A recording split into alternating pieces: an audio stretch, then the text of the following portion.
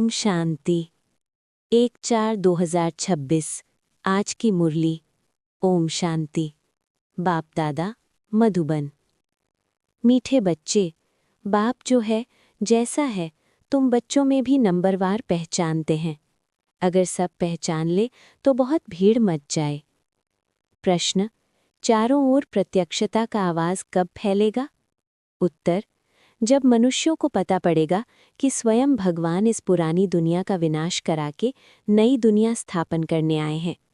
हम सबकी सद्गति करने वाला बाप हमें भक्ति का फल देने आया है। ये निश्चय हो तो प्रत्यक्षता हो जाए, चारों ओर हलचल मच जाए।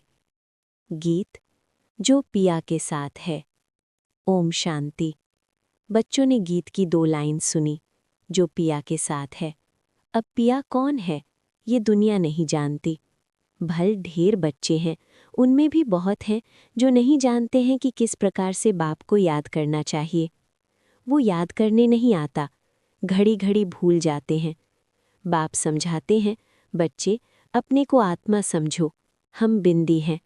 बाप ज्ञान का सागर है, उनको ही याद करना है। याद करने की ऐसी प्रैक्टिस पड़ जाए जो निरंतर याद ठहर जाए। पिछाड़ी में यही याद रहे कि हम आत्मा हैं। शरीर तो है, परंतु ये ज्ञान बुद्धि में रखना है कि हम आत्मा हैं। बाप का डायरेक्शन मिला हुआ है। मैं जो हूँ उस रूप में कोई विरला याद करते हैं। देह अभिमान में बच्चे बहुत आ जाते हैं। बाप ने समझाया है, कोई को भी जब तक बाप का परिचय नहीं दिया है तब तक कुछ भी समझ नहीं सकेंगे। पहले तो उन्हों को ये मालूम पड़े कि वो निराकार हमारा बाप गीता का भगवान है, वही सर्व का सद्गति दाता है। वो इस समय सद्गति करने का पाठ बजा रहे हैं।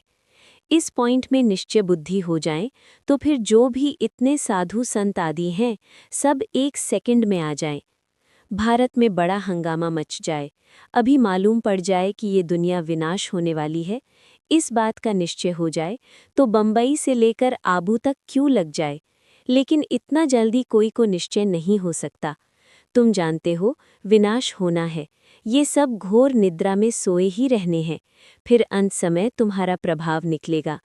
मासी का घर नहीं है जो इस बात में निश्चय हो जाए कि गीता का भगवान परमपिता परमात्मा शिव है। ये प्रसिद्ध हो जाए तो सारे भारत में आवाज़ हो जाए। अभी तो तुम एक को समझाएंगे तो दूसरा कहेगा तुमको जादू लग गया है। ये झाड़ बहुत धीरे धीरे बढ़ना है। अभी थोड़ा टाइम है, फिर भी पुरुषार्थ करने में हर्जा नहीं है। तुम बड़े बड़े लोगों को समझाते हो, परंतु वे कुछ भी समझते थोड़े ही हैं। बच्चों में भी कई इस नॉलेज को समझते नहीं हैं। बाप की याद नहीं तो वो अवस्था नहीं। बाप जानते हैं निश्चय किसको कहा जाता है। अभी तो कोई 1-2% भी मुश्किल बाप को याद करते हैं। भल यहाँ बैठे हैं, बाप के साथ वो लव नहीं रहता।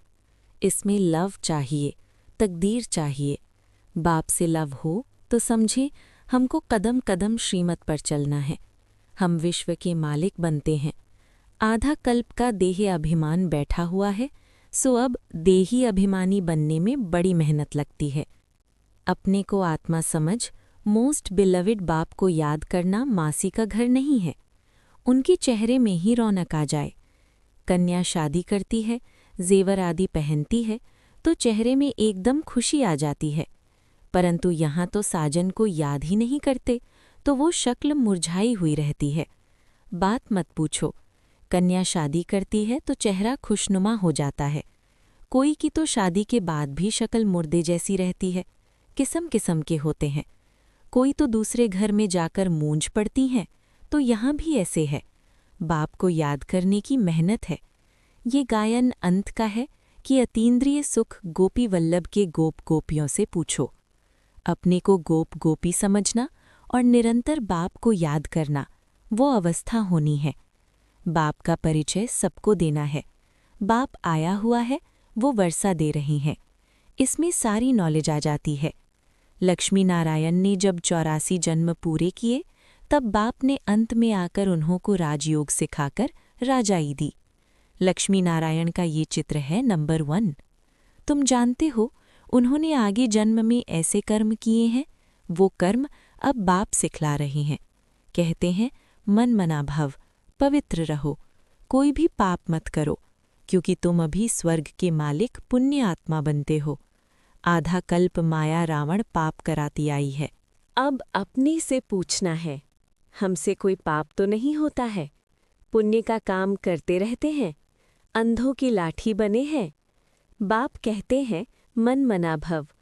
ये भी पूछना होता है कि मन मना भव किसने कहा? वो कहेंगे श्री कृष्ण ने कहा।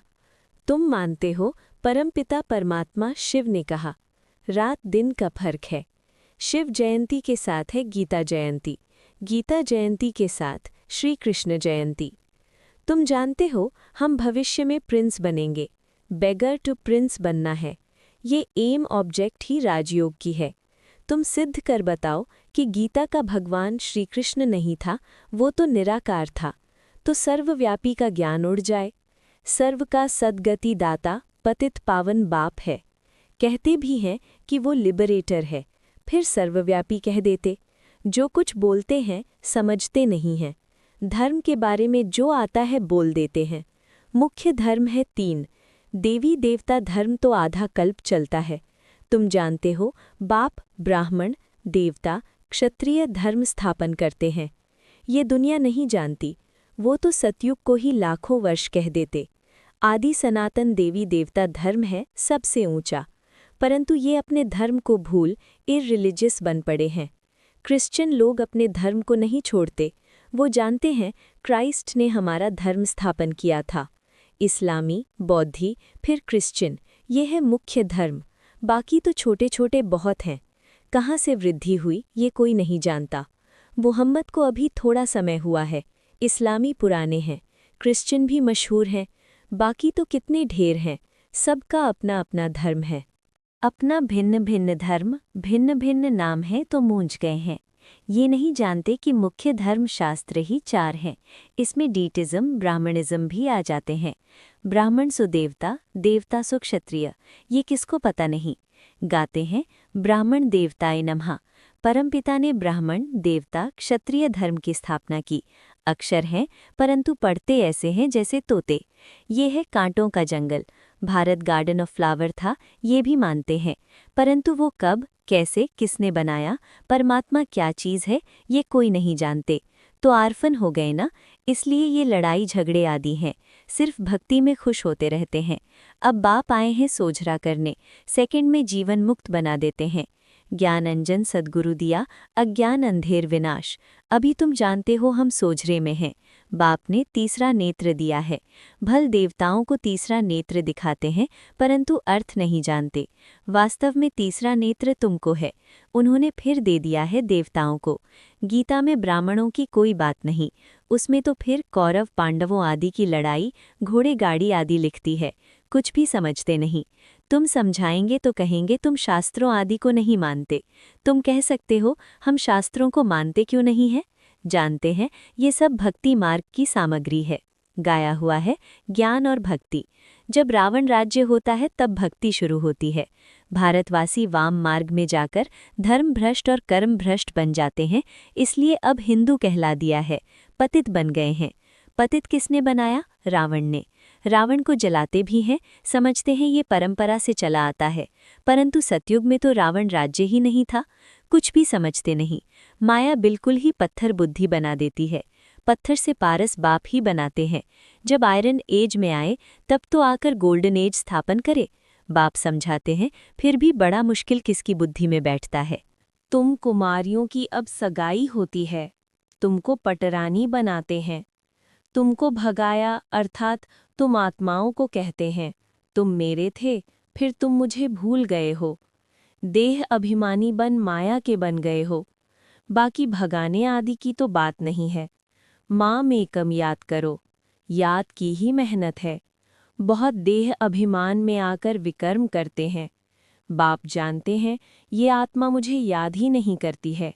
देह अभिमान में आकर बहुत पाप करते हैं, तो पाप का घड़ा 100 गुना भर जाता है। औरों को रास्ता बताने के बदले खुद ही भूल जाते हैं और ही ज्यास्ती दुर्गति को पा लेते हैं। बड़ी ऊंची मंजिल है, चढ़े तो चाखे वैकुंठ रस, गिरे तो चकनाचूर। ये राजाई स्थापन हो रही है। इसमें फर्क देखो कितना पड़ जाता है। कोई तो पढ़कर आसमान में चढ़ जाते हैं, कोई पट में पड़ जाते हैं। बुद्धि डल होती है तो पढ़ नहीं सकते हैं। कोई कोई कहते हैं बाबा हम किसको समझा नहीं सकते हैं। कहता हूँ अच्छा, सिर्फ अपनी को आत्मा समझो, मुझ बाप को याद करो तो मैं तुमको सुख दूंगा। परंतु याद ही नहीं करते हैं। याद करें तो औरों को याद दिलाते रहें। बाप को याद करें तो पाप नष्ट हो जाएं। उनकी याद बिगर तुम सुख धाम में जा नहीं सकते हो। 21 जन्मों का वर्षा निराकार बाप से मिल सकता है। बाकी तो सब अल्पकाल का सुख देने वाले हैं। कोई को रिद्धि सिद्धि से बच्चा मिल गया व आशीर्वाद से लॉटरी मिल गई तो बस विश्वास बैठ जाता है। कोई को 2-4 करोड़ फायदा हो जाएगा, बस बहुत महिमा करेंगे। परंतु वो तो है अल्पकाल के लिए। 21 जन्मों के लिए हेल्थ वेल्थ तो मिल नहीं सकती ना। परंतु मनुष्य नहीं जानते हैं, दोष भी नहीं दे सकते हैं। अल्पकाल के सुख में ही खुश हो जाते हैं। अच्छा, शिव बाबा तुम बच्चों को याद करते हैं, ब्रह्मा बाबा याद नहीं करते हैं। शिव बाबा जानते हैं हमारे सपूत बच्चे कौन कौन हैं। सर्विसेबल सपूत बच्चों को तो याद करते हैं, ये थोड़े ही किसको याद करेंगे। इनकी आत्मा को तो डायरेक्शन है, माँ एकम याद करो। अच्छा, मीठे मीठे सिकिलधे बच्चों प्रति मात पिता बाप दादा का याद प्यार और गुड मॉर्निंग। रूहानी बाप की रूहानी बच्चों को नमस्ते। धारणा के लिए मुख्य सार 1. तकदीरवान बनने के लिए एक बाप से सच्चा सच्चा लव रखना है। लव रखना माना कदम कदम एक के ही श्रीमत पर चलते रहना। 2. रोज पुण्य का काम अवश्य करना है। सबसे बड़ा पुण्य है सबको बाप का परिचय देना, बाप को याद करना और सबको बाप की याद दिलाना। वरदान, अपनी दृष्टि और वृत्ति के परिवर्तन द्वारा सृष्टि को बदलने वाले साक्षात्कार मूर्त भव। अपनी वृत्ति के परिवर्तन से दृष्टि को दिव्य बनाओ तो दृष्टि द्वारा अनेक आत्माएं अपने यथार्थ रूप, यथार्थ घर तथा यथार्थ राजधानी देखेंगी। ऐसा यथार्थ साक्षात्कार कराने के लिए वृत्ति में जरा भी देह अभिमान की चंचलता न हो। तो वृत्ति के सुधार से दृष्टि दिव्य बनाओ, तब ये सृष्टि परिवर्तन होगी। देखने वाले अनुभव करेंगे कि ये नैन नहीं, लेकिन ये एक जादू की दिव्या है। ये नैन साक्षात्कार के साधन बन जाएंगे। स्लोगन, सेवा के उमंग उत्साह के साथ बेहद की वैराग्य वृत्ति ही सफलता का आधार है। ओम शांति। ये अव्यक्त इशारे। महान बनने के लिए मधुरता और नम्रता का गुण धारण करो। मधुरता के गुण को धारण करने वाला यहाँ भी महान बनता है और वहाँ भी मर्तबा पाता है। मधुरता वालों को सभी महान रूप से देखते हैं, तो ये मधुरता का विशेष गुण हर बच्चे में होना चाहिए। मधुरता की मधु जिनके साथ है, उन्हें हर कार्य में सफलता ही सफलता है। उनके जीवन से